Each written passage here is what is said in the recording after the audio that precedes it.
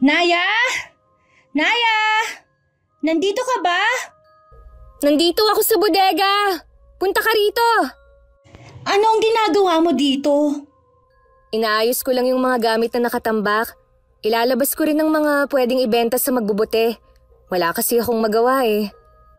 Kaya pala ako napasugod dahil sinabi ng kuya mo kay mama na umalis ka na daw sa pagtuturo. Tumingin ka nga sa akin. Totoo ba talaga? Oo, totoo. Hindi ko maintindihan. Bakit ka umalis? Naisip ko na hindi pala pagtuturo ang gusto kong gawin. 4 taon ka nang nagtuturo. Hindi mo ba alam kung gaano kahirap makakuha ng item, ha? Buti nga ikaw may backer pa nun.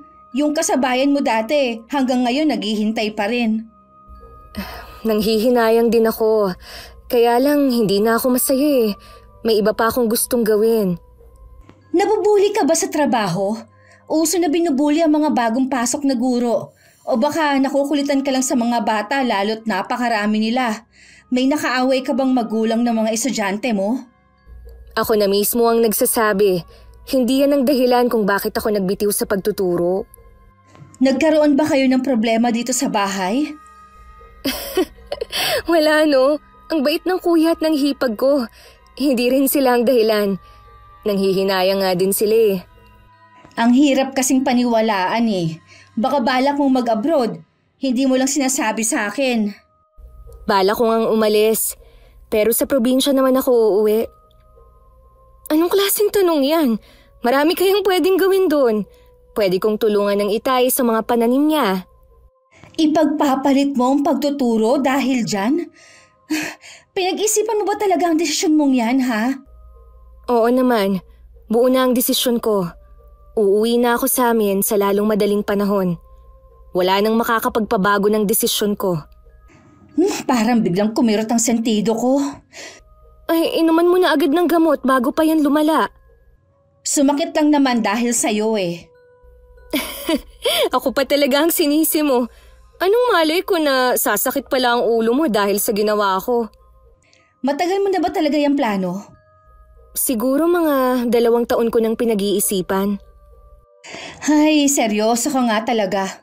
Kung 2 taon mo nang pinag-iisipan, tapos hindi mo man lang nababanggit sa akin, lagi naman tayo nag-uusap ah. Kilala kasi kita eh. Siguradong kukontrahin mo lang ako. Siyempre naman, dahil sayang ang propesyon mo kung basta mo lang tatalikuran. Kaya nga hindi ko na sinabi sa'yo. Ayoko kasing maguluhan eh. Kahit naman kasi pigilan kita, desisyon mo pa rin ang masusunod. Tapos na ako sa ginagawa ko rito. Tara sa labas, saluhan mo akong magmerienda. Doon na lang natin ituloy ang kwentuhan natin. Alam ko marami ang nanghihinayang sa pag-alis ko sa pagtuturo pero ito ang gusto ko. Nakausap ko na rin ang itay at suportado niya ang desisyon ko. Maliban sa 2 kong kapatid na tutol sa aking ginawa. Hanggang ng mga sandaling yun, kinukumbinsi pa rin nila akong bawiin ang desisyon ko. Kailan mo balak umuwi sa inyo? Hindi ko pa alam. May kailangan pa kasi akong gawin eh. Bakit mo na itanong? Gusto ko sanang sumama sa'yo eh. Kung okay lang tapos uuwi na lang ako mag-isa. Papayagan ka kaya ng mama mo? Wala siyang makakatulong sa maliit niyong negosyo. Oo naman. Binanggit ko na sa kanya dati na gusto kong magbakasyon. Hindi ko lang nga alam kung kailan at kung saan. Sasabihan na lang kita kung kailan ako makakauwi para makapaghanda ka rin. Kapag umalis ka na, wala na akong makakausap dito sa atin. Marami ka namang kaibigan ah. Iba ka kasi eh. Tsaka matagal na tayo magkaibigan. Dadalaw pa rin naman ako dito eh. Tsaka ikaw, pwede kang magbakasyon sa amin kahit anong oras mo gusto. Kaya nga sasama ako sa'yo pag uwi mo. Gusto ko makita ang lugar nyo. Sinasabi ko na pala sa'yo ah. Hindi yun katulad ng inaasahan mo. Napapaligiran ang lugar namin ng mga bundok at puno. Malayo din sa kabihasnan.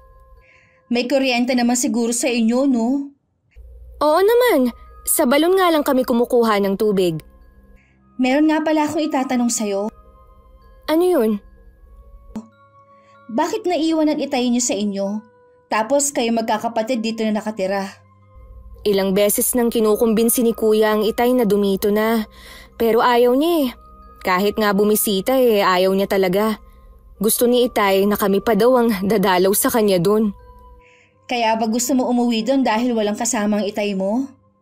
Isa na nga rin yun eh. Pero malakas pa naman ang itay at nandun naman ang mga kapatid niya para tingnan-tingnan ang kalagayan niya. Gusto ko lang muna siguro magmuni-muni sa amin. Hanggang ngayon, hindi pa rin ako makapaniwala kung bakit handa mong talikuran ng lahat para lang umuwi sa inyo. Pwede ka namang dumalaw sa inyo Huwag mo na kasing isipin. Baka mamaya sumakit na naman ang ulo mo. Tapos kasalanan ko na naman. Basta sabihan mo lang ako Sige, uuwi na ako sa amin. Baka hinahanap na ako ni Mother. Kapit-bahay lang namin si Caroline. Mula nang tumira ako sa lugar at mag-aral ako, naging magkaibigan na kami. Hanggang ngayon wala pa rin siya nagiging boyfriend. Nanay na lang niya ang kasama sa bahay. Ang iba kasing kapatid niya may mga pamilya na at sa ibang lugar nakatira. Isang buwan pa ang lumipas bago ako nagpasya na umuwi na sa amin. Noon lang din kasi natapos ang mga inaasikaso ko. Akala nga ng mama ko nagbago na ang isip mo. Hindi ka naaalis sa trabaho mo. Sabi ko lang may kailangan ka lang ayusin bago umuwi sa inyo. Buti ka mo, hindi nagbago ang isip niya na pasamahin ka sa akin. Sa tanda ko ba naman na ito paghihigpitan pa niya ako. Minsan nga lang makapagbakasyon Sino ang katulong ng mama mo sa tindahan niyo ngayon? Umuwi ang kapatid ko at 2 anak. Sa amin daw muna titigil habang bakasyon. Parating din yung 2 apo ni mama. Di marami siyang kasama sa bahay. Marami siyang mauutusan. Hindi ka ba naiinggit na may pamilya na lahat ng kapatid mo? Hindi naman. Saka anong magagawa ko kung hindi pa dumarating yung lalaking para sa akin? Napakapihikan mo naman kasi. Baka sa probinsya na namin mo makita ang lalaking magpapatibok ng puso mo. Naku Naya, huwag ka magbiro ng ganyan. Wala akong plano na mag-uwi ng probinsyano. Bakit naman? Wala namang masama kung taga-probinsya ang magustuhan mo Mababait naman sila. Siguro sa iba walang problema. Pero sa akin kasi ayoko Kaya please lang, kung may balak kang ireto sa akin, huwag mo nang ituloy. Baka masira lang ang pagkakaibigan natin. Wala naman akong balak na magreto sa'yo Tsaka hindi ko ugali yun. Mas maganda pa rin kung ikaw mismo ang makatagpo ng taong gusto mo. Yan talaga ang gusto ko sa'yo Kaya tayo nagkakasundo sa maraming bagay. Naiinis kasi ako sa mga taong ang hilig magreto. Tingin naman nila sa akin desperada na. Ay, paalis na yung bus. Hindi ka ba iidlip muna? Mamaya na lang siguro. Kapag ganito kasing nasa biyahe, mas gusto kong nakatingin sa labas ng bintana. Konti lang kasi ang tulog ko kagabi Nagayos pa kasi ako ng mga gamit ko. Iidlip lang muna ako Sige lang, baka maya-maya makatulog din ako. Dahil hindi komportable sa bus, pagising-gising ako. Tuwing dumidilat ako, nakikita ko nagising pa rin si Caroline. At nakatingin sa labas ng bintana. Paggising ko ulit, tulog na siya. Inabot din ng 10 oras bago kami nakarating sa terminal. At mula doon 3 sakay pa bago makarating sa baryo namin na nasa paanan ng bundok. Salamat naman nakarating na kayo. Kanina ko ba kayo hinihintay Hindi ba kayo nahirapan sa pag-uwi? Hindi naman po, Tay. Medyo nanibago lang po at matagal din akong hindi nakauwi dito sa atin. Ang ganda po pala ng lugar ninyo. Kahit napakalayo at lubak-lubak pa ang daan. Magmerienda muna kayo. May kakalin sa kusina. Galing sa kapatid kong bunso. Nalaman niya kasi na darating kayo. Kaya nagluto siya. Kumusta na po pala sina Chong at Chang? May dala po pala akong pasalubong sa kanila. Mamaya ko po ipamimigay. Ayos lang naman silang lahat. Tuwang-tuwa nga nang malaman na darating ka at may kasama. Kayo po, Tay. Kumusta na kayo dito? Ayos lang naman ako, anak. Lagi nga palang tumatawag ang kuya mo. Gusto ba naman doon ako tumira? Hindi ko naman gusto ang buhay sa pinanggalingan niyo Buti na lang naisipan mong umuwi na dito sa atin. Hindi na ako masyadong mangungulila. Kahit po matagal na ako doon, hindi ko pa rin makagamaya ng buhay doon. Pang-probinsya lang yata ako eh. Sa akin ka pala nagmana. Kumusta naman po ang mga tao dito sa atin? May mga pagbabago po ba? Ganun pa rin naman ang lugar natin. Parang ayaw ng pagbabago ng mga tao rito. Kaya napag-iiwanan na ang baryo natin. Kita mo naman, ganun pa rin ang daan. Wala man lang proyekto para sa baryo. Bakit niyo po pala pinabakuran ng paligid ng bahay? Napansin ko po na ganun din ang ibang bahay na nadaanan namin. Ha?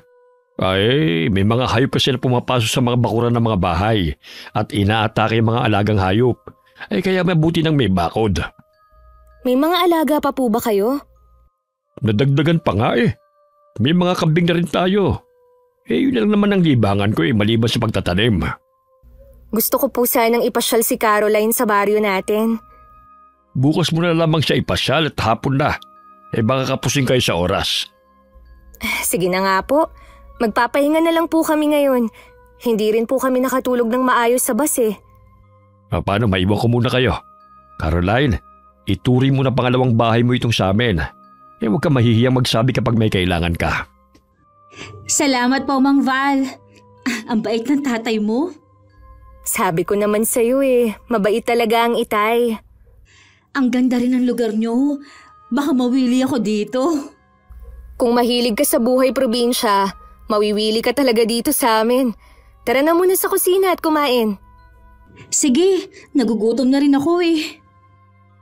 Nararamdaman ko na merong hindi pinagtatapat ang Itay.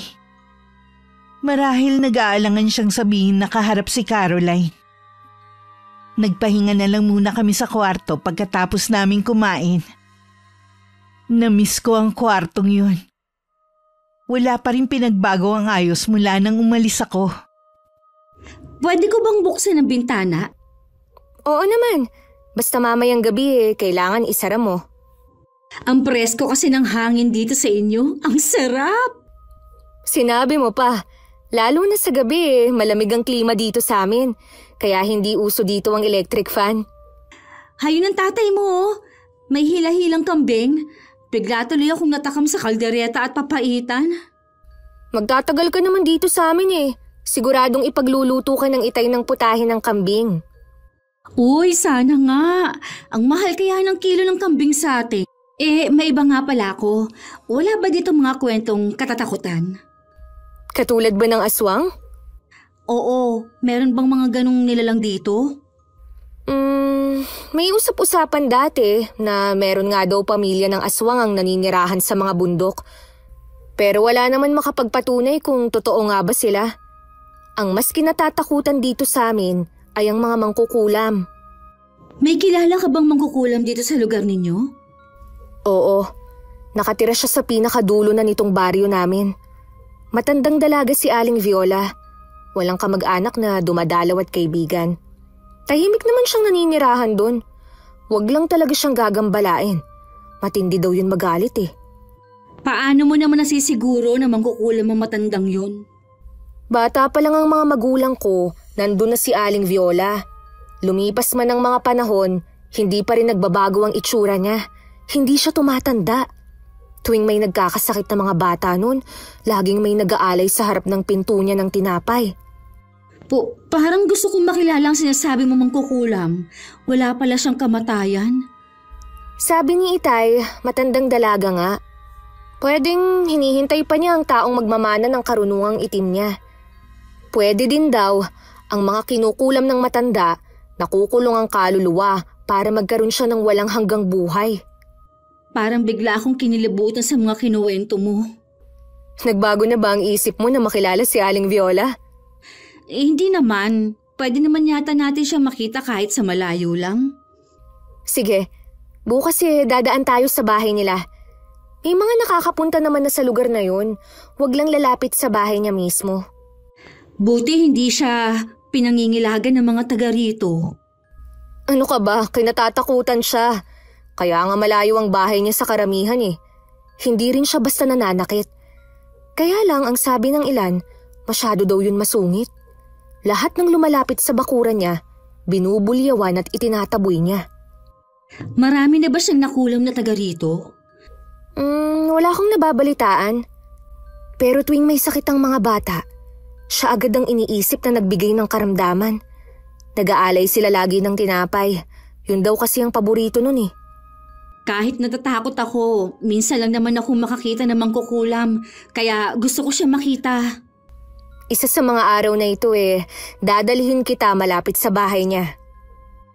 Bakas kay Caroline ng kuryosidad na makilalang kilalang matandang dalagang mangkukulam sa amin. Sa hapunan nabanggit ko kay Itay ang tungkol kay Aling Viola. Bakit mo naman naitanong ang tungkol sa matandang yon? Naikwento ko po kasi siya kay Caroline. Hindi naman umalis sa matandang yun sa bahay niya eh. Minsan sa umaga o hapon, nakikita siya nakaupo sa labas ng bahay niya. Pinapanood ang mga taong dumadaan. Wala na po bang napapabalita na nagkakasakit na mga bata dito sa atin? Meron pa naman. Yung mga batang matitigas ang ulo at ayaw pinagsasabihan. Napapagaling naman sila kagad. Okay lang po kaya na dumaan kami sa bahay niya? Gusto lang namin siyang makita kahit sa malayo lang. Huwag lamang kayong lalapit sa bahay niya. Hindi naman siya basta nananakit kung hindi niyo siya magagambala.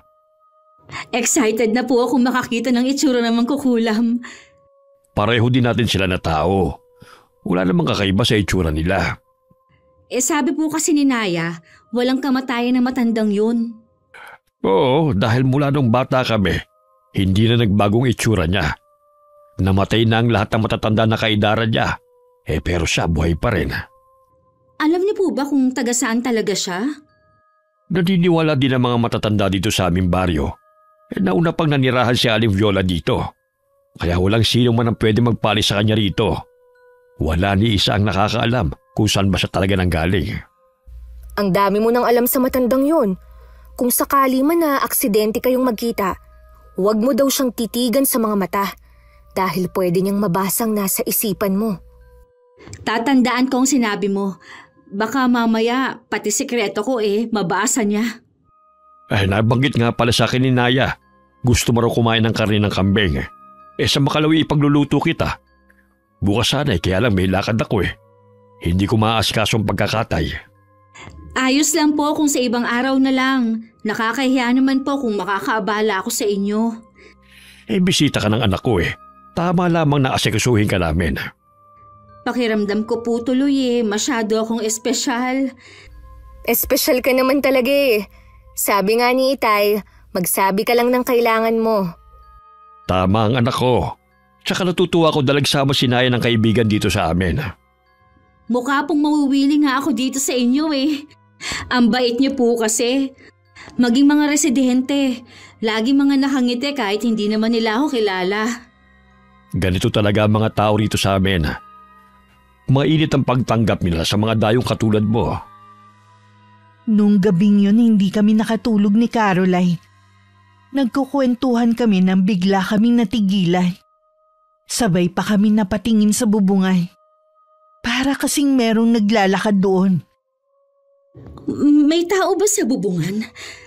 Huwag kang maingay. Ano ba kasi yun? Baka pusa lang. Sa tingin ko, hindi yun pusa. Ang bigat ng mga yabag Wala nang mga yabag. Baka dumaan lang yun. Unang gabi ko pa lang, may kakaibang nangyayari na agad. Huwag kang matakot. Walang masamang mangyayari sa'yo sa bahay namin. Alam ko naman na hindi ninyo ako pababayaan. Kaya lang, hindi ko pa rin maiwasan na matakot. Kung hindi yun pusa, malamang ibang hayop lang. Siguro nga. O kaya naman mga nilalang ng dilim.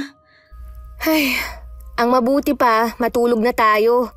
Malapit nang maghating gabi, kaya pala kung ano-ano na ang naririnig natin Mabuti pa nga, kahit na wala na ang antok ko pipilitin ko na lang din na matulog.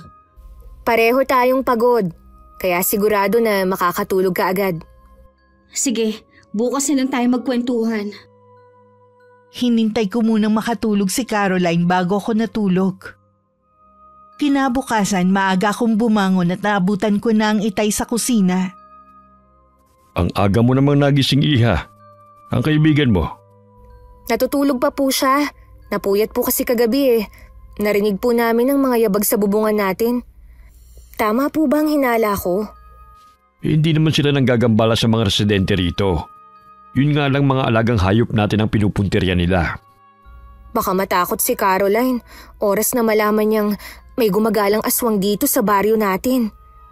Sa mga susunod na araw, iwasan niyong mapagawi sa mga ilang na lugar. Huwag din kayo magpagabi sa labas ng bahay. Mabuti na rin yung nag-iingat. Ayoko may masamang mangyari sa iyo at sa kaibigan mo. Sila po ba ang mga nakatira sa bundok? Hindi pa kumpirmado, pero palagay namin galing nga sila roon. Bumababa lang sila rito para maghanap ng pagkain. Baka kasi naubos na yung mga hayop sa bundok kung saan sila nakatira. Ang mabuti pa ako na lang po ang magluluto ng almusal natin. Hindi pa pala kita nakukumusta sa pagbibitiw mo sa trabaho. Hindi ka ba nagsisisi? Hindi po, Tay. Tsaka si nanay lang naman po ang may gusto na maging guro ako Dahil yun ang pangarap niya. Gusto niyang matupad sa pamamagitan ko. Dito ka na ba maglalagay sa atin? May sapat na ipon naman po ako Tutulungan ko po muna kayo habang iniisip ko pa kung ano ba talaga ang gagawin ko sa buhay ko. Kung ano man ang desisyon mo, lagi mong tatandaan na nandito lang ako para suportahan ka.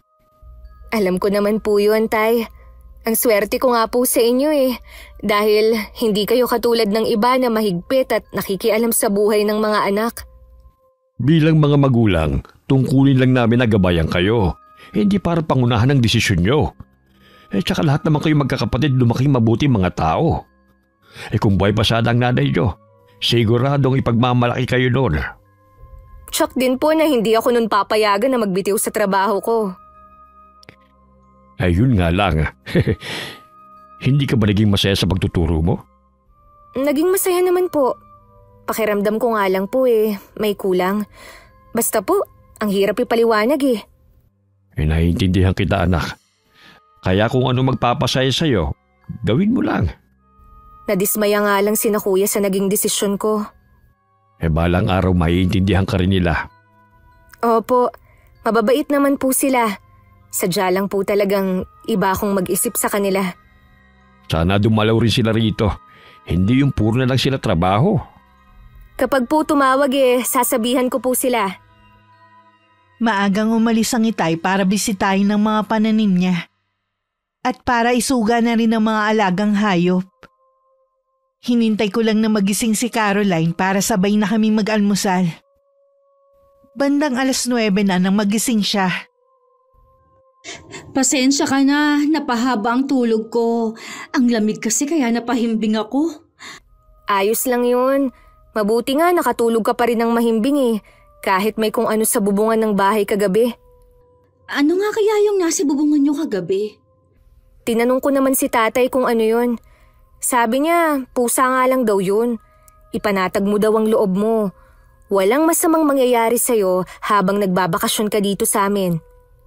Ay, salamat. Pusa lang pala yun. Paggising ko kanina, kung ano-anong pumapasok sa isip ko. Bilisan nating kumain para maipasyal na kita. Oo nga pala. Excited na ako na malibot tong lugar niyo.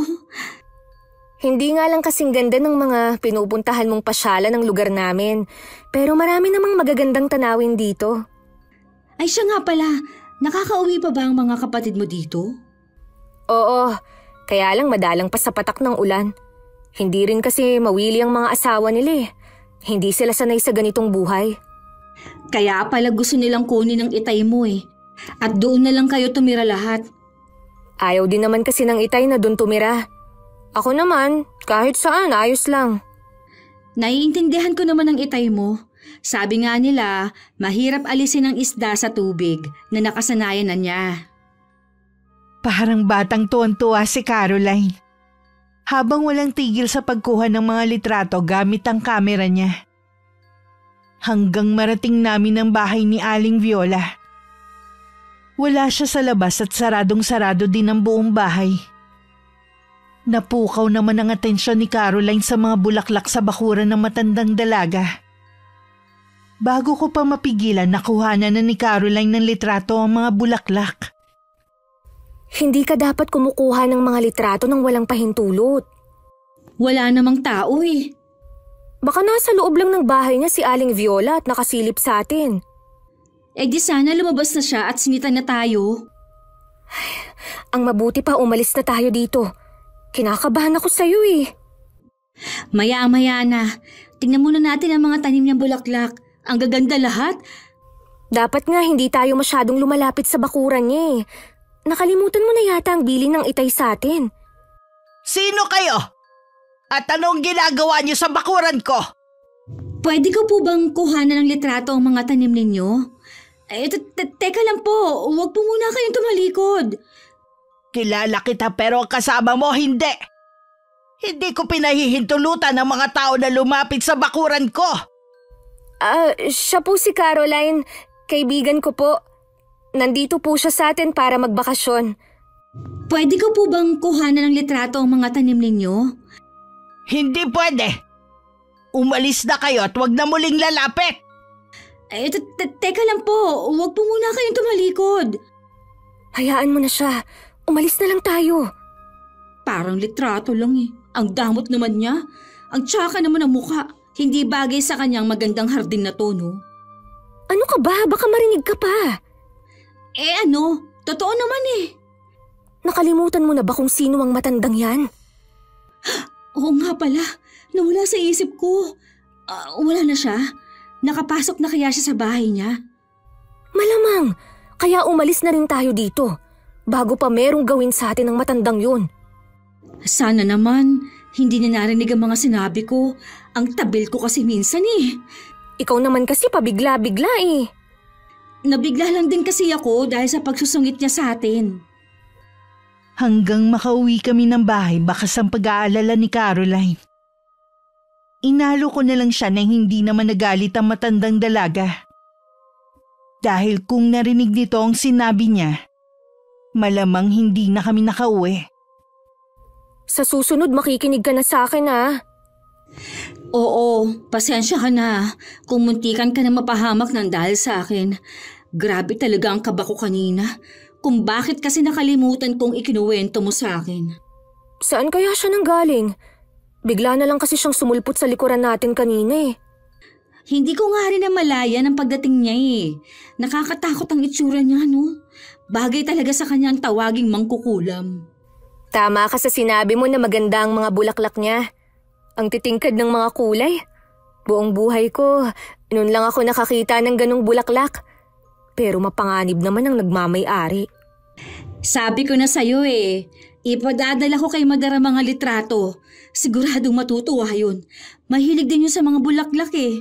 Sayang nga lang, hindi pwede makahingi ng bulaklak. Marami naman ang may tanim dito. Sa kanila ka nalang humingi. Hindi ka nila pagdadamutan. Sige, para may pasalubong ako kay Mader. Hindi na rin kami nakalabas nung bandang hapon dahil sa biglang pagbuhos ng ulan. Nagtataka naman ako dahil nung umaga maaliwalas naman ang panahon. Biglang sumagi sa isip ko si Aling Viola. Sa lakas ng ulan na may kasamang hangin nawalan ng kuryente sa amin. Gabi na pero hindi pa rin tumitila ang ulan. Parang matatanggal ang yero sa lakas ng hangin. Huwag kang mag-alala. Matibay ang pagkakagawa ng bahay namin. Nasaan nga pala ang itay mo? Bakit kanina pa siya wala? Nasa likod bahay lang siya, sa kulungan ng mga alaga namin. Kapag ganito kasing may bagyo, binabantayan talaga niya ang mga yun.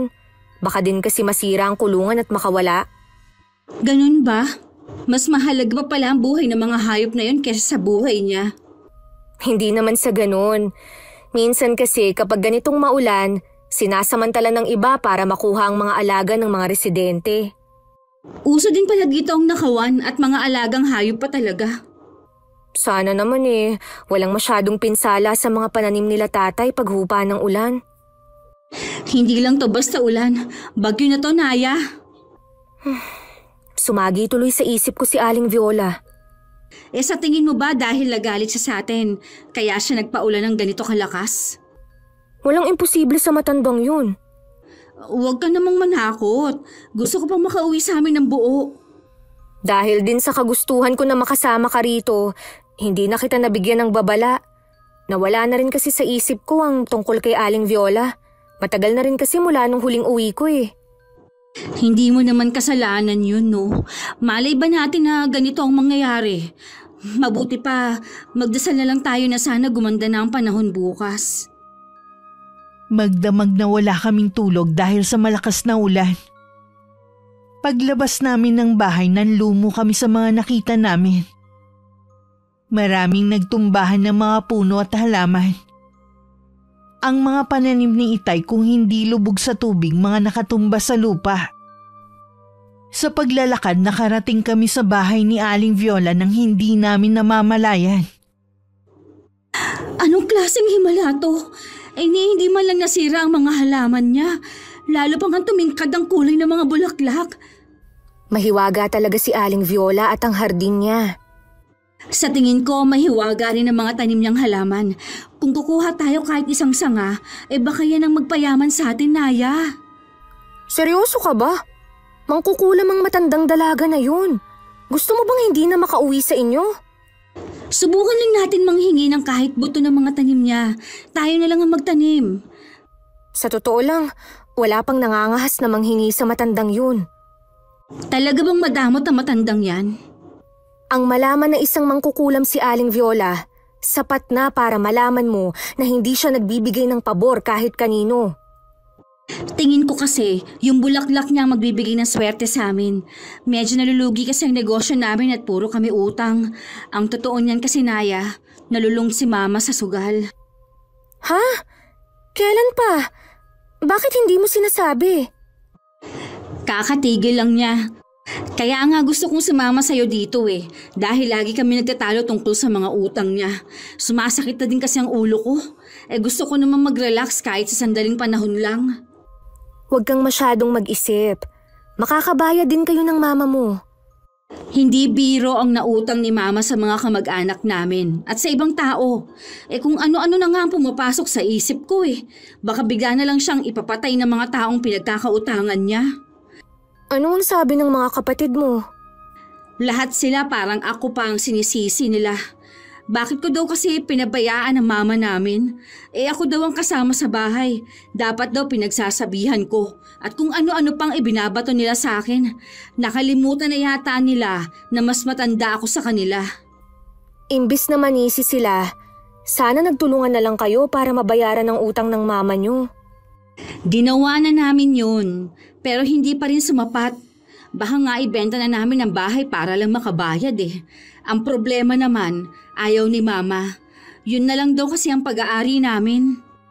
Wala talaga kasing maidudulot na mabuti ang pagsusugal sa tao. Ibabaon ka lang talaga sa utang nun. Yun nga ang sabi ko kay Mama. Mukha naman nagsisisi na siya. Kaya lang huli na ang lahat. May konti akong ipon. Ipapahiram ko muna sa'yo. Talaga? Hindi ba nakakahiya? Wala ka nang trabaho Hindi no. Magkaibigan tayo. Kaya natural lang na tutulungan kita. Ay, naiiyak naman ako sa kabutihan mo sa akin. Salamat ha. Huwag kang mag-alala. Babayaran din kita.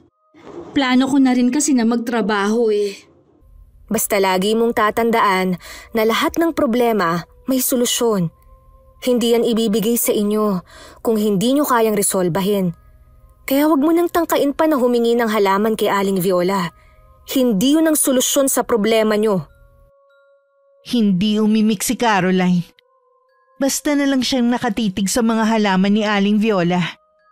Wala akong kaalam-alam na meron na pala siyang binabalak gawin. Nung hapon akala ko nasa kwarto lang si Caroline. Hindi ko alam na bumalik siya sa bahay ni Aling Viola. Nagbabaka sakaling mapagbigyan siya. Ano na naman ang ginagawa mo rito? Pasensya na po kung nangahas akong pumasok sa bakuran nyo. Sobrang nagagandahan lang po talaga ako sa mga halaman nyo. Wala akong pakialam kung nagagandahan ka sa mga tanim ko. Umalis ka sa bakuran ko. Bawal ang mga tagalabas dito. Ano pang hinihintay mo, Pasko? Aling Viola, Patawarin niyo po ako sa kapangasan ko pero pwede po ba akong makahingi ng kahit isang tangkay na may ugat ng halaman ninyo? Ang lakas naman ng loob mo na humiling sa akin. Hindi ako basta nagbibigay. Lalo na sa isang dayong katulad mo. Kung gusto niyo po bibilihin ko na lang.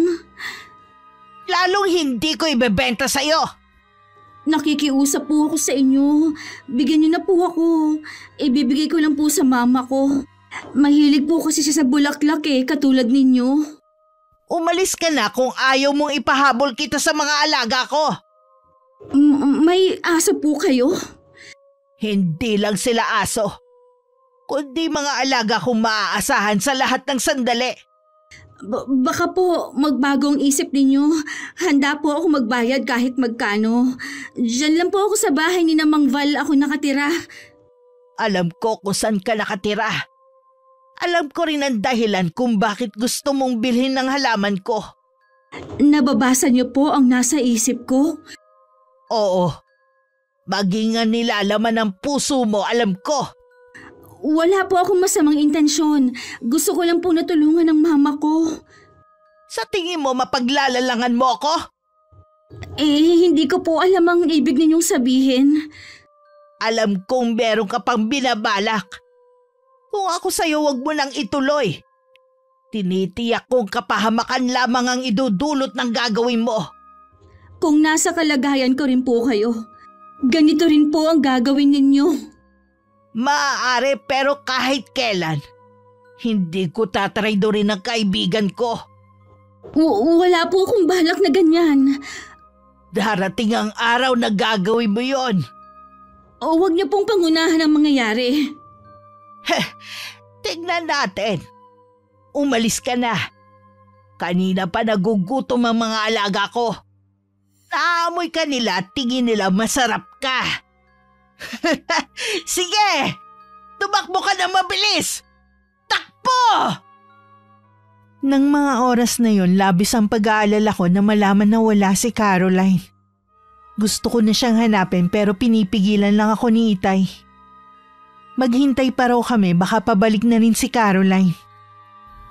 Hindi na rin naman bata ang kaibigan mo para mag-alala ka ng ganyan. Hindi naman po kasi niya kabisado ang lugar natin. Baka kung saan siya mapadpad. Kapag hindi pa siya dumating mamaya, ako na lamang ang maghahanap. Hintayin mo na lang siya rito. Iniisip ko po, baka bumalik siya sa bahay ni Aling Viola. Ha? Ano naman ang gagawin niya roon? Gusto niya po kasing humingi nung halamang namumulaklak. May palagay daw kasi siya na magbibigay yun ng swerte. Baka daw yun ang sagot sa problema ng mama niya. Paano nalaman ng kaibigan mo yon? Kung ganun, totoo po na swerte ang bulaklak na yun? Oo, totoo yun. Pero nakakatakot ang pwede maging kapalit doon. Pwede kasing buhay niya. Desperada na po kasi ang kaibigan ko Nabaon po kasi sa utang ang mama niya dahil sa sugal. Maraming paraan para mabayaran ang utang ng hindi lumalapit sa matandang yon. Sinabi ko nga po yun sa kanya Hindi ko naman po kasi alam kung ano ang iniisip niya. Posible nga na bumalik siya roon. Susundan ko lang siya. Dito ka na lang maghintay. Baka po huli na rin tayo. Baka kung ano na ang ginawa ni Aling Viola sa kaibigan ko. Huwag ka mag-isip ng masama. O sige na, aalis na ako. Sige po, Tay. Mag-iingat po kayo. May ilang minuto na noon na nakakaalis ang Itay nang dumating naman si Caroline. Mukha namang okay siya. Bakas nga lang sa kanya ang takot. Saan ka galing? Bakit hindi ka man lang nagpapaalam na aalis? Kanina pa kami nag-aalala sa'yo. Sorry, Naya. Baka kasi hindi mo ako payagang lumabas mag-isa Saan ka ba kasi nagpunta, ha? Bumalik ako sa bahay ni Aling Viola. Inalok ko siya na bibilihin ko ang halaman niya pero hindi siya pumayag. Ang tigas naman ng ulo mo. Buti sana kung hindi ko kilala yung matandang yun. Gusto ko lang namang subukan baka sakaling pumayag siya. O ano, may napala ka ba? Di ba wala?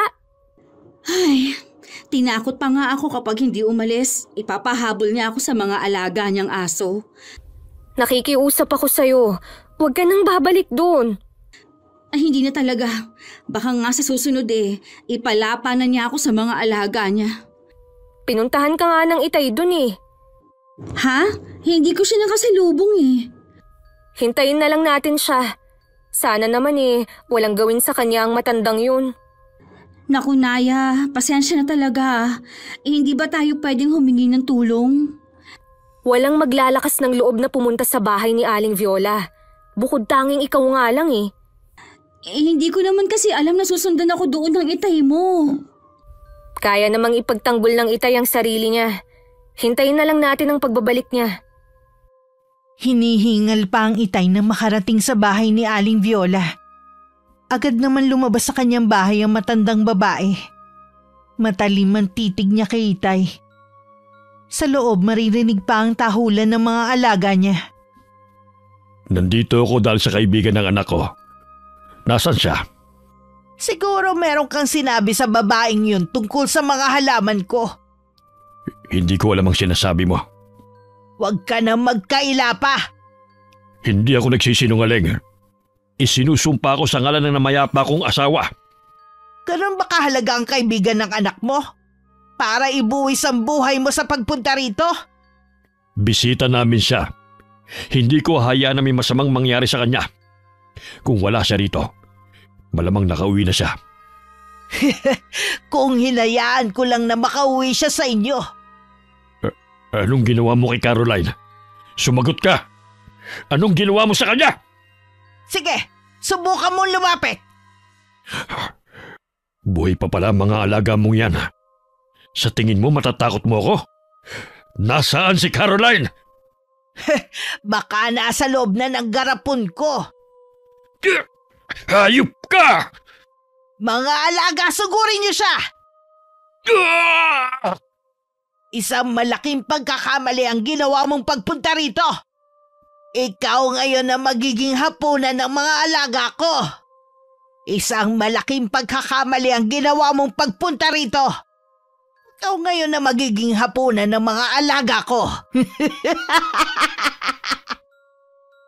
Mas matinding kaba ang nararamdaman ko ng mga oras na yun. Madilim na kasi wala pa rin ang Itay. Panay ang dasal ko sa isip na sana umuwi siya ng ligtas. Lumipas pa ang nakakainip na sandali. Dumating na rin ang Itay na puno ng sugat ang buong katawan. Inalalayan namin siya na makaupo. Kinuha naman ni Caroline ng gamot. Ano po ang ginawa ni Aling Viola sa inyo? Pinalapa niya ako sa mga alaga niya. Mabuti na lamang nakatakas ako tumakbo sa gubat. Ang sama naman ng matandang yun. Wala siyang puso. Tahan na. Wala namang masamang nangyari sa akin.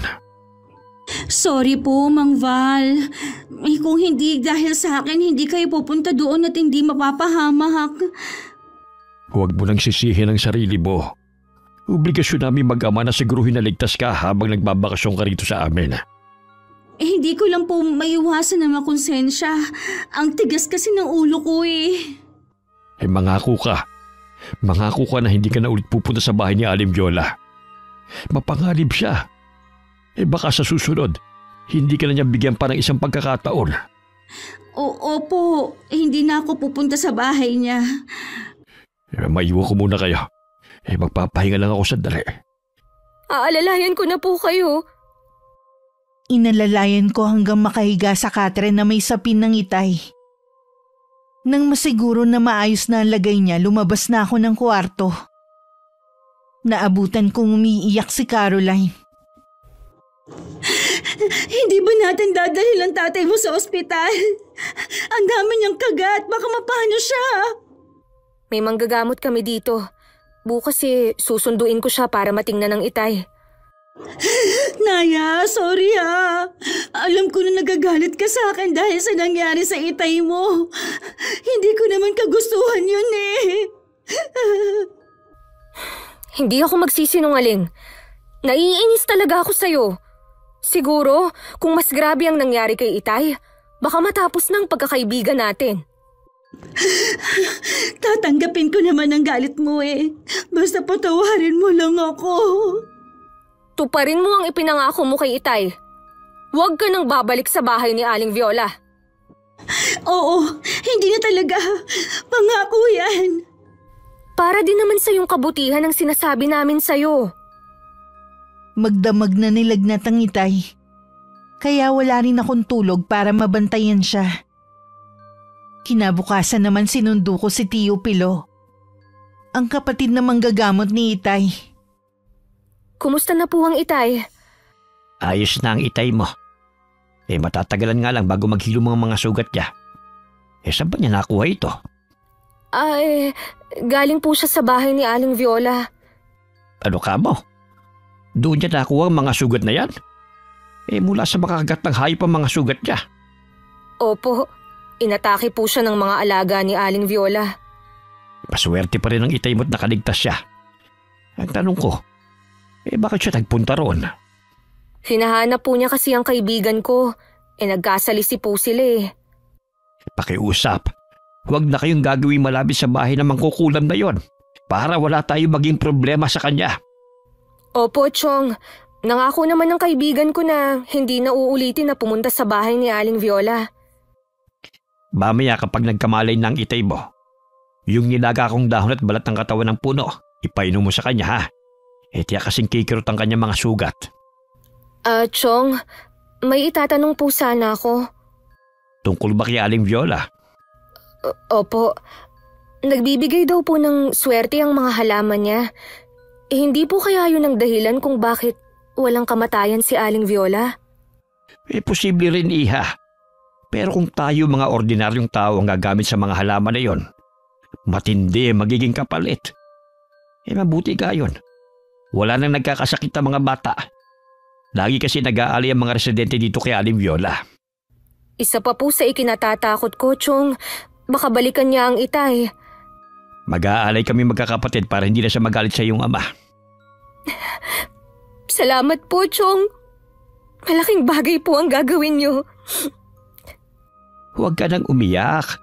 Hindi namin pababayaan ang ama mo. Hindi na rin nagtagal si Tio Pilo sa bahay. Babalik na lang daw siya kinabukasan para bisitahin ng kapatid niya. Nang magising ang Itay, dinadaing niya ang pananakit ng mga sugat niya. Nandito po kanina si Tio Pilo. Sabi niya, inumin niyo raw po ito para mawala ang kirot sa mga sugat niyo. Sinabi mo ba kung saan ko nakuha mga sugat ko? Opo. Mag-aalay din daw po ang mga kapatid niyo kay Aling Viola para hindi na niya kayo balikan. Dapat sa mangkukulam na yun umalis sa baryo natin. Isa sang salot. Paano naman po natin siya mapapaalis sa lugar natin? Mas nauna pa siyang tumira dito kaysa sa inyo. Oo nga. Pero sa totoo lang, banta na siya sa mga residente sa baryo. Kung malalagay lang po sa panganib ang buhay ninyo, hayaan nyo na lang po siya. Naisip ko tuloy, sundin na lang kaya natin ang gusto ni Kuya. Hindi ko alam kung kaya kong umalis dito. Makakagamayan nyo rin po ang tumira sa ibang lugar. Basta sama-sama tayo. Alam ko na po na gusto rin yung makasama sina Kuya. Kung gusto mong bumalik sa kuya mo, hindi kita pipigilan. Mas gugustuhin ko na rin na magkalayo tayo. Kaysa lagi akong natatakot para sa kaligtasan mo. Hindi ko po kayo iiwan ditong mag-isa. Lalo na ngayon. Nag-aalala din kasi ako sa iyo na baka ikaw ang gantihan ni Aling Viola. Wala po tayong ginagawang masama sa kanya para gantihan niya. Iba mag-isip ang matandang yon. Puro galit lang ang laman ng puso niya. Basta po, hindi ko kayo iiwan ditong mag-isa. Haharapin natin siya ng magkasama. Sige. Hindi na kita pipilitin na umalis dito. Si Caroline nga pala. Hindi na po siya lumalabas ng bahay. Alam ko na natatakot din siya. Baka po isa sa mga araw na ito magpaalam na siyang umuwi. Mas mabuti na rin siguro yon. Kargo natin kung may masamang mangyayari sa kanya rito. Ilang araw ko na napapansin ang pagiging tahimik ni Caroline. Parang malalim ang iniisip niya. Kahit alam ko na ang dahilan, tinanong ko pa rin siya. May problema ba? Naisip ko kasi na umalis na. Nagdala lang kasi ako ng problema sa inyo eh. Nakakahiya ang ginawa ko. Kalimutan mo na yon. Hindi mo naman sinasadya eh. Saka natatakot na rin kasi ako eh. Baka mamaya gumanti rin sa akin si Aling Viola. Kung gusto mo na talagang umalis, hindi kita pipigilan. Gusto ko rin nga sanang ialis ang Itay dito eh. Ayaw lang niya talaga. Bakit nga pala hindi mo siya kumbinsihin? Aanhin mo naman ang malaparaisong lugar na to kung may banta naman ng mangkukulam. Minsan naiisip ko, baka dahil din sa kanya kaya napag-iiwanan na ang lugar na ito. Kita mo nga, ultimo daan, lubak-lubak pa rin. Pwede ring tama ka. Kailan mo pala balak umuwi? Bukas na sana. Kakausapin ko ang pinsan ko na may habal-habal para maihatid ka sa bayan. Salamat ha. Pasensya na ulit sa gulong ginawa ko. Kahit kailan mo gustong bumalik, welcome ka pa rin dito. Sa pagalis mo dito, iwan mo na lang ang masama mong karanasan. Habang abala ko sa pag-aasikaso kay Itay, hindi ko alam na bumalik muli si Caroline sa bahay ni Aling Viola. Narinig niya kasi ang pag-uusap namin ni Tio Pilo tungkol sa halaman ng matandang babae. Lalo siya nagkaroon ng interes para kumuha. Nagpalingalinga pa siya bago binunot ang halaman sa bakuran nito. Abot tenga pa ang ngiti niya habang pauwi sa amin. Sorry na lang, Naya. Mas mahalaga kasi sa akin ang pagyaman kaysa pagkakaibigan natin. Kung totoong sinasabi ng tiyuhin mo, itong solusyon sa problema ng mama ko. Pag-uwi sa amin, agad na nag-impake si Caroline dahil maaga siyang luluwas bukas. Sa hapunan, nagpaalam na siya sa aking ama. Nagpapasalamat po ako sa inyo sa mainit ninyong pagtanggap sa akin sa bahay niyo. Pasensya na po, binigyan ko pa kayo ng problema.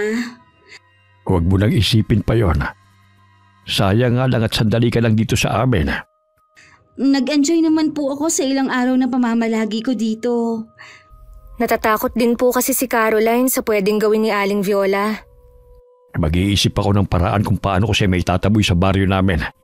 Perwisyo na rin kasi siya sa mga residente rito. Kung sakali man po na mawala na siya dito, paniguradong babalik po ako. Sana nga, Iha. Baka balik ka rito sa amin. Ikaw lang kasi ang kaibigan na isinama rito ng anak ko. Mag-iingat ka sa biyahe ha. Ikumusta mo na lang ako sa mama mo. Makakaasa ka. Ipapakita ko rin ang mga litrato na nakunan ko dito. Mamimiss kita kapag nakauwi ka na. Ako din naman. Sana dumalaw ka sa atin. Ayokong mangako, pero titingnan ko pa rin. Ayoko kasing iwan na lang basta ang Itay. Naiintindihan ko naman. Magtawagan na lang tayo lagi. Oo naman. Wala kaming kamalay-malay ni Itay sa trahedyang parating dahil sa ginawa ni Caroline. Kinabukasan maaga siyang sinundo ng pinsan ko. Makalipas ang ilang araw, sunod-sunod nang nagkasakit ang mga bata sa baryo namin. Maging pagkawala ng mga tao sa hindi malamang dahilan. Ang dami pong ginagamot ni Tio Pilo ngayon. Hapong-hapo na nga po ang itsura niya kanina nung puntahan ko eh. Masama ang kutob ko sa nangyayari sa baryo natin. Ano po ang ibig ninyong sabihin? May palagay akong si Aling Viola ang may kagagawa ng lahat ng pagkakasakit ng mga bata at pagkawala ng mga tao. Bakit po kaya niya ito ginagawa? Wala namang gumagambala sa kanya. Hindi ko kayang tignan na lamang ang mga kababaryo natin na nahihirapan. Tay, kung may plano po kayo, huwag niyo nang ituloy. Baka ikapahamak niyo lang ang gagawin niyo. Kung hindi ako kikilos, baka lahat kayo mga mahal ko sa buhay mapahamak. Kung hindi po kayo papipigil, sasamahan ko na po kayo. Maiwan ka lang dito sa bahay. Hintay mo lang akong bumalik. Hindi ko po kayo papayagan. Sasamahan ko kayo sa ayaw at sa gusto nyo. Pero hindi na natuloy ang plano namin ni Itay. Kinabukasan kasi namimilipit na siya dahil sa matinding sakit ng tiyan. Tinubuan na rin siya ng mga bukol-bukol sa buong katawan. Lumabo na rin ang mga mata niya. Lagi na lang din siyang nakahiga dahil sa panghihina. Para daw hinihigop ang lakas niya. Walang duda na kagagawan nga ito ni Aling Viola. Ba't hindi talagang magalit ang matandang dalaga na yon? Bakit niyo ginagawa sa inyo to, Tay? Wala naman kayong ginagawang masama. Gusto kong mas maging matatag ka ngayon. Hindi ko kasi alam kung makakaya kong sakit ay binigay sa akin ni Aling Viola. Tay, hindi ko po kakayanin na mawala kayo sa akin. Lumaban po kayo. Tama ang anak mo. Kailangan mong lumaban. Hindi ako papayag na matalo ka ng sakit na yan. Lahat ay gagawin ko para matalo ang mangkukulam na yon. Hindi ko minamaliit, pero alam mong malakas ang mangkukulam na yon. Hindi mo siya kayang labanan. Susubukan ko pa rin. Hindi maaaring tignan ko lamang ang paghihirap mo. Gawin niyo po ang lahat, Chong, para gumaling ang Itay. Gagawin ko ang lahat na makakaya ko, Iha. Kahit buhay ko pang maging kapalit. Kahit binabalot ng matinding takot, mas nangibabaw pa rin sa akin ang kagustuhan na mailigtas ang Itay. Kaya naman pinuntahan ko si Aling Viola sa kanila. Parang inaasahan na rin niya ang pagdating ko. Bilib din naman ako sa tapang mo na pumunta rito. Gagawin ko po ang lahat para sa tatay ko. Nakikiusap po ako sa inyo. Bawiin niyo na po ang sakit na ibinigay niyo sa kanya. Hindi ko gagawin yon. Ano po ba ang nagawang kasalanan ng Itay sa inyo? Hindi mo ba nakikita? Masdan mo ang hardin ko. Namatay na lahat ng mga halaman ko. Lahat sila natuyo. Oo nga po. Ngayon ko lang napansin. Ano pong nangyari? May nangahas na kumuha ng halaman ko na walang pahintulot ko. Iniisip niyo po ba na ang Itay ang gumawa nun? Hindi siya, kundi ang kaibigan mo. Ho? Si Caroline? Kaya pala nagmamadali siyang umalis. Dahil sa kapangahasan niya, tatay mo ang magdurusa ngayon. Ako na lang po ang parusahan niyo. Huwag na ang Itay. Ako naman po ang nagdala kay Caroline dito eh. Ang makita ka na nagdurusa dahil sa nangyayari sa tatay mo, sapat ng kabayaran. Ano po ang gagawin ko? Sabihin niyo po, bawiin niyo lang ang sakit ng Itay. Kung magagawa mo pabalikin dito ang kaibigan mo, babawiin ko ang sakit ng ama mo. Gagawin ko po yan. Basta gumaling lang ang Itay. Oras na mabigo kang pabalikin ang babaeng yun. Pati ikaw ay paparusahan ko. Tinawagan ko na agad si Caroline. Hindi ko na napigilan ang pagbulalas na matindi kong galit nang sagutin niya ang tawag ko. Paano mo to nagawa sa amin, ha, Caroline? Parang kapatid na ang turing ko sa'yo. Tinanggap ka namin ni Itay sa bahay namin. Tapos ito pa ang igaganti mo. Si Itay ang nagdurusa sa ginawa mo. Siya ang pinapahirapan ni Aling Viola. Kung hindi mo ibabalik ang kinuha mo sa kanya, mamamatay si Itay. Maawa ka na, Caroline. Bumalik ka rito at harapin mo ang ginawa mong kasalanan. Hindi ako tanga para bumalik dyan. Alam ko na hindi ako bubuhayin ng matandang mangkukulam na yon. Ayoko pa mamatay. Paano naman ang Itay ko? Kailangan bang siyang magbayad sa ginawa mo, ha? Patawarin mo ko, Naya. Hindi ko talaga kaya. Gusto ko lang naman mabayaran ang utang ng mama. Ngayon na nabayaran na niya, lalayo na kami. Caroline, huwag mo naman itong gawin sa amin ng Itay. Maawa ka naman. Naya, hindi ko sinasadya na gawin ito. Sana balang araw, mapatawad mo ko. Sa tingin mo, ganun lang kadali na mapatawad kita? Masyado kang makasarili. Alam ko, gusto mo rin magkamal ng pera sa pamamagitan ng halaman na yan. Pero Caroline, malaki ang magiging kapalit noon. Maniwala ka sa akin. Hindi mo rin mapapakinabangan ang yaman na hinahangad mo. Kahit na ano pa ang sabihin mo, hindi na ako babalik dyan. Sana malampasin ang itay mo ang nangyayari sa kanya. Hindi ko gusto na mapahamak siya. Paalam, Naya. Caroline! Huwag mo muna akong babaan! Caroline! Paulit-ulit ko pang tinawagan si Caroline pero hindi na niya sinasagot. Napahagulgol na lang ako ng iyak. Parang gusto ko siyang isumpa sa isip ko. Sa dami ng pwede kong maging kaibigan, bakit ikaw pang pinagkatiwalaan ko?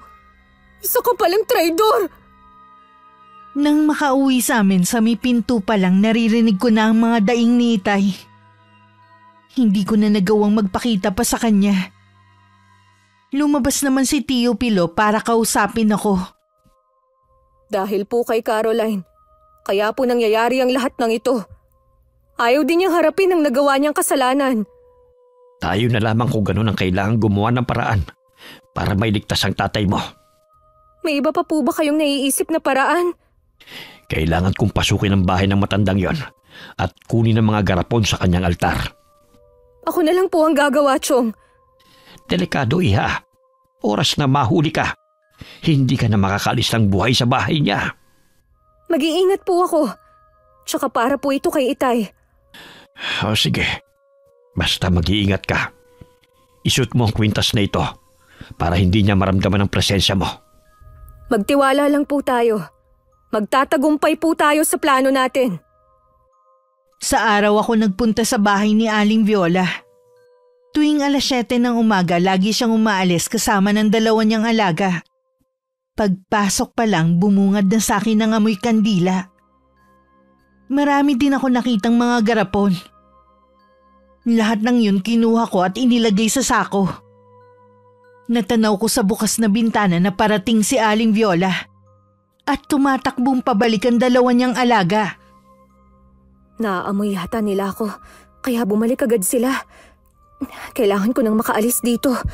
Kailangan ko palang magsaboy ng asin sa daraanan ko para hindi ako masundan.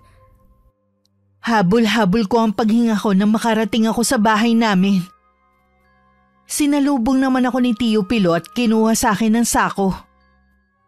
Inilabas niya mula roon ng mga garapon na naglalaman ng mga ginagamit sa pangungulam. Magaling, iha. Nakuha mo lahat. Muntik na po akong mahuli kanina. Mabuti na lang po, nakalabas ako agad ng bahay niya. Malakas ang pakiramdam ng matandang yon. Tiyak sa mga oras na ito. Alam niya nang ikaw ang pumasok sa bahay niya. Kumusta po ang itay ko? Wala na siyang malay. Pero lumalaban pa rin siya hanggang ngayon. Puntahan natin siya.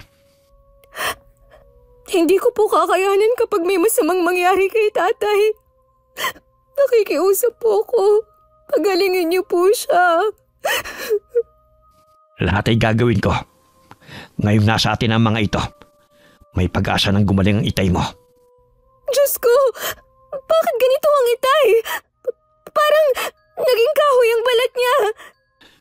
Kailangan walang apoy na malapit sa kanya.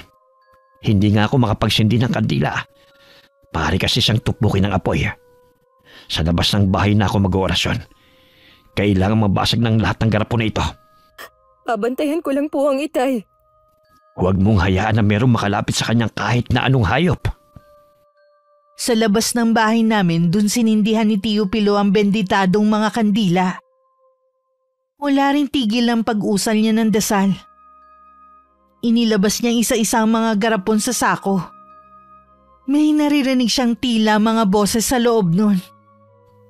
Dito nga niya ikinukulong ang mga kaluluwa ng mga biktima niya. Palalayain ko kayo para makatawid na kayo sa dapat niyong puntahan. Pilo! Sabi ko na nga ba eh. Kayo ng pangahas mong pamangkin ang kumakalaban sa akin. Huwag kang lalapit! Dapat matagal ka nang wala sa mundong ito. Alam ko na kung saan nanggagaling ang kapangyarihan mo para humaba ang buhay mo. Ibalik mo sa akin ang mga kinuha mo at pababayaan ko na kayo. Hindi ako naniniwala sa'yo. Ito na lang ang natitira sa garapon ng pag-aari mo. Ibalik mo sa akin yan! Maawa ka! Hindi ka nga naawa sa kapatid ko at sa iba pa. Bakit ako maaawa sa'yo? Sinabi nang ibalik mo sa akin yan eh! Hindi! Bakit mo binasag? Tama lang ang ginawa ko. Kayo ang nanggugulo sa pananahimik ko. Kayo ang nangahas na pumunta sa bahay ko. Magbabayad kayo na mahal sa akin. Sinusumpa ko yan! Lalong nangulubot ang balat ni Aling Viola. Mas lalo din siyang tumanda tingnan. Ang maitim na buhok niya ay biglang namuti at nalagas. Nang maglakad siya paalis, hirap na hirap siyang ihakbang ang mga paa niya. Pagdating sa bahay niya, nadatnan niya na wala ng buhay ang 2 alaga. Lalong napaiyak ang matanda sa nakita. Mga alaga ko! Mga anak ko nang ituring!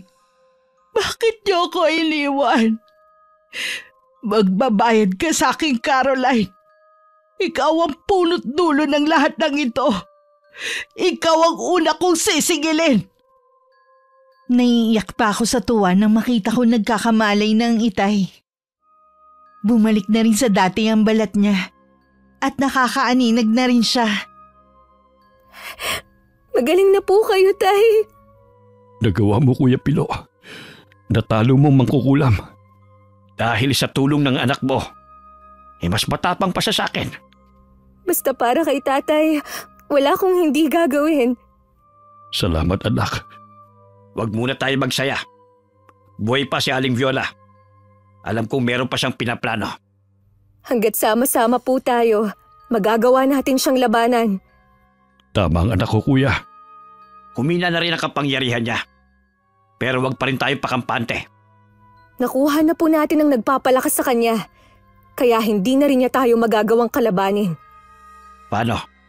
Uwi na muna ako. Tiyak na merong mga naghihintay sa akin sa bahay para magpagamot. Salamat po, Chong, sa tulong niyo. Maraming salamat sa iyo, Kuya Pilo. Bumalik na sa dati ang pamumuhay ng mga taga sa amin. Pero nandun pa rin si Aling Viola.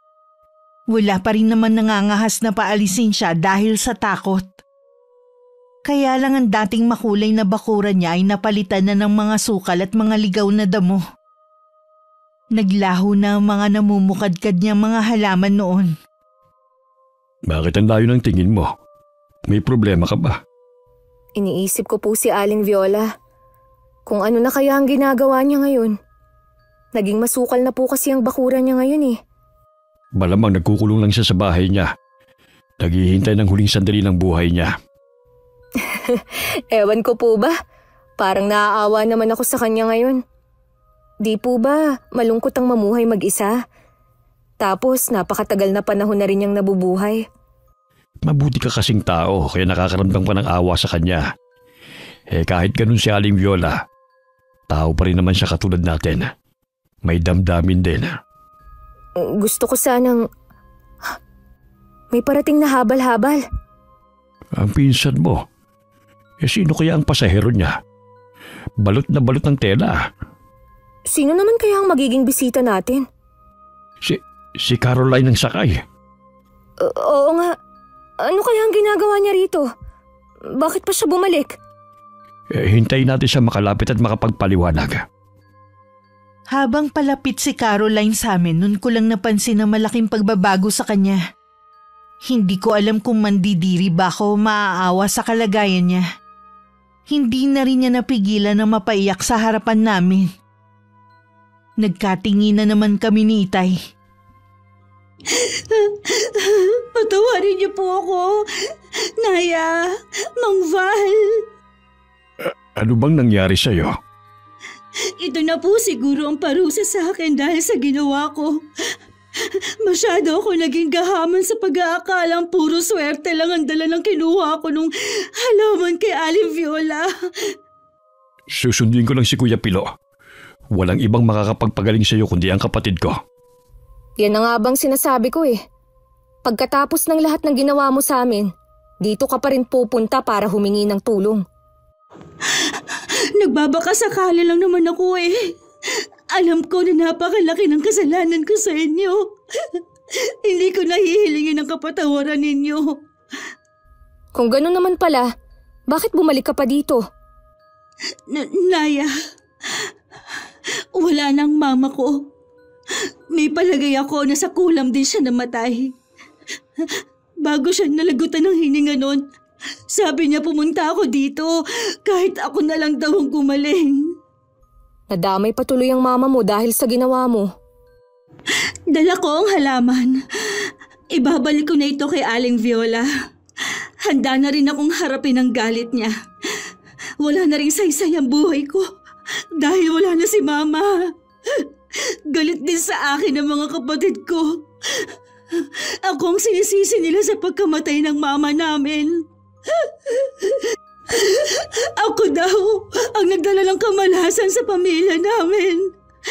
Lahat na lang sa akin nila sinisisi. Hanggang ngayon, galit pa rin ako sa'yo. Pero sino ba ako para hindi ka patawarin sa ginawa mo? Sana lang, wag mo na ulit gagawin ang bagay na yon. Ang kumuha ng hindi sa'yo, magdudulot lang ng hindi mabuti. Matinding aral na ang nangyari sa akin. Kahit hindi na bumalik sa dati ang itsura ko, ayos lang sa akin. Tanggap ko na ang parusa ko. Magpahinga ka muna sa kwarto natin. Alam ko na pagod ka sa mahabang biyahe. Oo. Kinakabahan din ako sa kung paano ninyo ako haharapin. Salamat at maayos pa rin ang trato ninyo sa akin. Sa kwarto mo na lang ikwento ang mga nangyari sa'yo habang hinihintay natin si Tio Pilo. Sariwa ang mga sugat ni Caroline sa katawan. At may masangsang din na amoy na lumalabas dito. Yun marahil ang dahilan kung bakit balot na balot siya ng tela nang dumating. Kitang-kita naman sa kanya ang pagsisisi. Kaya tuluyan nang nawala ang galit ko sa kanya. Ilang sandali lang dumating rin si Tio Pilo at saka siya ginamot. Nang araw ding yun kasama ang itay, pinuntahan namin ang bahay ni Aling Viola para isoli ang halaman. Pero wala na siyang buhay habang nakaupo sa kanyang tumba-tumba. Alam ko na magugustuhan niya na ilibing sa hardin niya. Itatanim ko rin sa puntod niya ang halaman na ibinalik ni Caroline. Dumating na rin ang hangganan niya. Sana matahimik pa rin ang kanyang kaluluwa. Mawawala na rin ang takot ng mga residente sa pagkawala niya. Aling Viola, saan man po kayo naroon, patawarin niyo po kami kung nagambala namin ang tahimik ninyong pamumuhay. Ipinagdarasal po namin ang inyong kaluluwa. Halika na. Mukhang anumang sandali babagsak ng malakas na ulan. Hindi na bumalik sa dating itsura niya si Caroline. Naghilom naman ang mga sugat niya. Mula nun sa baryo na namin nanirahan ng kaibigan ko. Sa kabila ng mga nangyari, mas naging malapit pa kami lalo sa isa't isa. Paminsan-minsan pinupuntahan namin ang puntod ni Aling Viola para linisan. Namumukadkad na rin sa paligid ng mga bulaklak. Ni minsan hindi kami kumuha sa mga yon. Bilang respeto na rin sa matandang mangkukulam na minsan nang kinatakutan sa lugar namin. Wakas. Okay, shout out po tayo. Shout out sa Carillo family and Berondo family and kay Ian. Hello sa asawa ni Ami Yong na si Mr. Yong Beng Long. Hi kay Miss Lane na nasa Hong Kong. Hello kay RJ Channel from Hong Kong. Hi kay Richie Traya from Cebu City. Hi kay Belle Losada from Palawan. Hello kay Mama Lily Jane Ray at kay Lara from Quezon Province. Hi kay Monette Vergara na araw-araw nakikinig. Salamat sa iyo. Hi kay Maria Jaisel Ngoho from Rodriguez Rizal. Hello kay Marian Lyrics. Shoutout sa Consensino family ng Caloocan City at San Fernando, Masbate. Hi kay Josephine De Penosa from Pasig City. Hi kay Kimberly Caballero from Las Piñas. Hello kay Maria Rosalie Galindez from Cagayan de Oro City. Hello kay Aiko Villesa from Bahrain na lagi ring present. Shout out sa Torrefiel family and Munlawin family. Hello sa Mina family from Dinagat Island and Binangonan, Rizal. Hi kay Mayren Notarte at Laarni Yakan from General Santos City. Hi kay Nanet Carson. Shout out sa Andrin family, Gravoso family, and Caparas family. Hello kay Jonalyn Barameda from Las Piñas. Hi kay Rujen Unabia from Bacolod City. Hi kay Ermarmi Sablad at sa buo mong angkan. Maraming salamat po. Hi kay Japol Salumbre from Manila. Shout out sa mag-asawang Arnel Biho at Fatima Colima na laging nakikinig. Maraming salamat po. Shout out sa Atik Garment ng Santa Mesa at kay Olivia Pelayo. Hello sa mag-asawang sina Ellie Jane at John Ryan Lucas. Limay from New York City. Hello sa Gregorio family from Aklan. Hi kay Danilo Katigan na laging nakikinig. Hi kay Maring Winsel na masarap gumawa ng ice cream at ice candy at belated happy birthday kay Mary Chris Biron ng Cebuana Luwilier from OSD Rematado. Hi kay Joffer Garcia and family. Hi kay Janice Naldosa from Kuwait. Hi kay Beth Lewis from Okinawa, Japan. Happy birthday kay Miss Mary Jane Manikis from Guadalupe. Hi kay Kim Serilin from South Korea. Hello kay Leonora Mandigma. Shout out sa Lats for Less Davao City at hello kay na Joan De La Cruz, Regina Gasis, Totsi Katinoy, Archie Jaime at sa pinakamamahal na asawa ni Benchan na si Elester Joy Humisay. Hi kay Annabel Lidiao. Hi kay Annabel Lajao from Jeddah. Shout out sa Ali Corndog ng Pasig City. Shout out sa Pastor family kay Philip, Ken, Kenneth, PJ, Blessy, Ben Aiden, Princess Jane, Casey at sa mga apo nyo from Nasugbu, Batangas. Hello kay Marian Delta Fuente. Shoutout kay Roger Java alias Boy from Miss Roxy. Hi kay Robinson Kiamco from Paquibato City. Shoutout kay na Angelica Songko at Mikey Songko Bayeta from Pinamalayan Oriental, Mindoro. At shoutout sa dalawang poging anak ni Charmaine Basmayoruelo na si B-Boy at Cedric Bandola. Hello sa inyo. Maraming salamat po sa pagsuporta nyo at pakikinig. Hanggang sa susunod, ingat, God bless.